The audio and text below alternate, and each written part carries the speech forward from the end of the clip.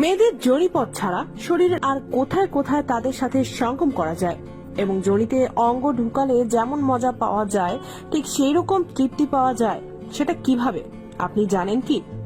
হ্যাঁ দর্শক, আজকের ভিডিওতে এই বিষয় নিয়েই বিস্তারিত আলোচনা করব এবং আপনাদেরকে পুরো বিষয়টি ভালোভাবে বোঝানোর চেষ্টা করব। তাই দর্শক, অনুরোধ করব না টেনে পুরো ভিডিওটি দেখুন, তাহলে আপনাদের মিলন করতে গিয়ে আর কোনো সমস্যায় পড়তে হবে না। যে কোনো সময় আপনারা মিলনের স্বাদ গ্রহণ করতে পারবেন। দর্শক, এক আপু আমাকে একটি প্রশ্ন করেছেন যে আমার স্বামী আমার সাথে প্রায় প্রতিদিনই মিলন করে, এমনকি আমার মাসিকের সময়ও সে আমার সাথে মিলন করতে চায়। যদিও আমি তাকে অনেকবার বলেছি যে এই সময় মিলন করলে আমি অনেক ব্যথা পাই এবং আমার অনেক সমস্যা হয়, তারপরেও সে আমার কোনো কথা না রেখে মিলন করতে চায়। এক্ষেত্রে আমি আমার স্বামীকে সন্তুষ্ট করার জন্য কি করতে পারি কিংবা কিভাবে মিলন করতে পারি, দয়া করে জানাবেন। দর্শক, আমাদের কাছে এরকম অনেকেই অনেক রকমের প্রশ্ন করে থাকেন। সেই সকল প্রশ্নের উত্তর আমার এই চ্যানেলে দিয়ে থাকি। তাই আপনার এই প্রশ্নের উত্তরে বলবো, আমাদের সমাজে এরকম অনেক পুরুষ রয়েছে যাদের উত্তেজনা এতটাই বেশি যে তারা তাদের স্ত্রীর সাথে প্রায় প্রতিদিনই মিলন করতে চায়। এক্ষেত্রে স্ত্রীর মাসিক হোক কিংবা শারীরিকভাবে অসুস্থ হোক, কোনো বিষয় তারা বিবেচনা করে না এবং জোরপূর্বক তার স্ত্রীর সাথে মিলন করতে চায়। স্ত্রী যদি কোনো কারণে বাধা দেয় বা মিলন না করে, তাহলে তারা স্ত্রীর সাথে খুব খারাপ আচরণ করে থাকে। যদিও আমরা সবাই জানি যে মাসিকের সময় স্ত্রীর সাথে মিলন করা কোনোভাবেই উচিত নয়। এতে যে শুধুমাত্র স্ত্রীর অসুবিধা হয় তা কিন্তু নয়, বরং পুরুষেরও কিন্তু নানা রকমের সমস্যা হতে পারে। যাই হোক, আপনার স্বামীর যদি উত্তেজনা অনেক বেশি থাকে এবং মাসিকের সময়ও যদি কোনো না কোনো উপায়ে তার চাহিদা পূরণ করতে হয়, তাহলে এই সময় তার সাথে মিলন না করে অন্য কোনো উপায়ে তার চাহিদা মেটানোর চেষ্টা করতে হবে। এই সময় আপনি আপনার হাতে কিছুটা লোশন নিয়ে স্বামীর অঙ্গটাকে হাত দিয়ে মৈথুন করে দিতে পারেন।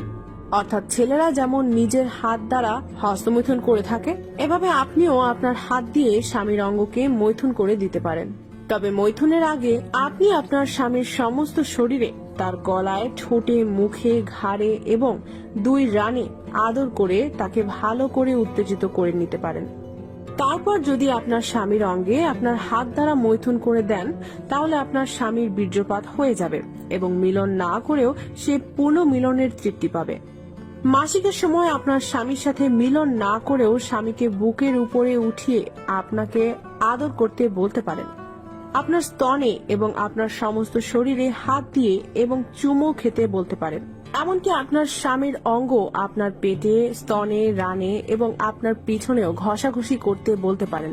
অনেক পুরুষই রয়েছে যারা মহিলাদের পেছনের অঙ্গে ঘষাঘষি করতে অনেক মজা পায়।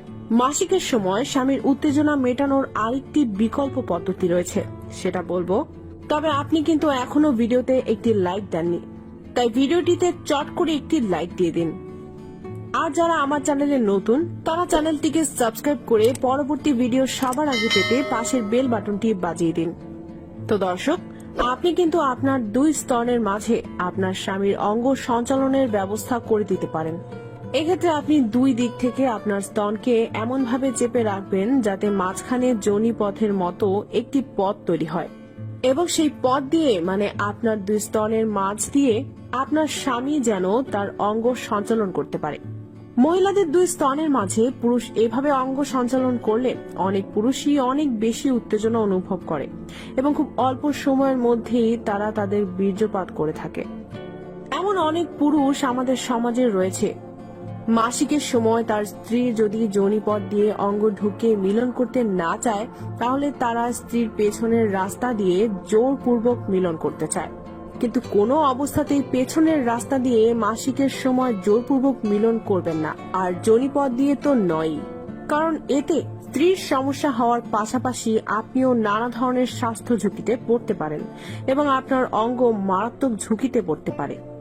আর পুরুষদেরকে এই বিষয়টি মাথায় রাখতে হবে যে আপনার স্ত্রীর মাসিক কিংবা অন্য কোনো অসুস্থতা বিষয়ক সমস্যা, এটা কিন্তু চিরস্থায়ী কোনো সমস্যা নয়। মাত্র 2-3 দিনের ব্যবধানেই কিন্তু এই সমস্যাগুলো থেকে সে বের হয়ে আসতে পারবে। তখন আপনি স্বাভাবিকভাবেই আপনার স্ত্রীর সাথে মিলন করতে পারবেন। এই 2-3 দিন যদি আপনি নিজেকে সামলাতে বা কন্ট্রোল করতে না পারেন, তাহলে আপনার স্ত্রী যদি কখনো একটু বেশি অসুস্থ হয় বা সে যদি আপনার কাছে না থাকে, তাহলে আপনি কি করতেন? বিষয়গুলো চিন্তা করেই কিন্তু আপনার স্ত্রীর মনে আপনার জন্য এক ধরনের ঘৃণা জমতে পারে। স্মার্ট পুরুষরা কখনোই তাদের স্ত্রীকে এভাবে জোর জবরদস্তি করে না। আর স্মার্ট মহিলারাও সাময়িক সমস্যার জন্য মিলন করতে না পারলেও স্বামীর চাহিদা বিকল্প উপায়ে মেটানোর চেষ্টা করে। তো দর্শক, আশা করি বিষয়টি বুঝতে আপনার আর কোনো সমস্যা হবে না। আজকের ভিডিও এই পর্যন্তই। সবাই ভালো থাকুন, সুস্থ থাকুন। দেখা হবে নতুন কোনো ভিডিওতে। বাই।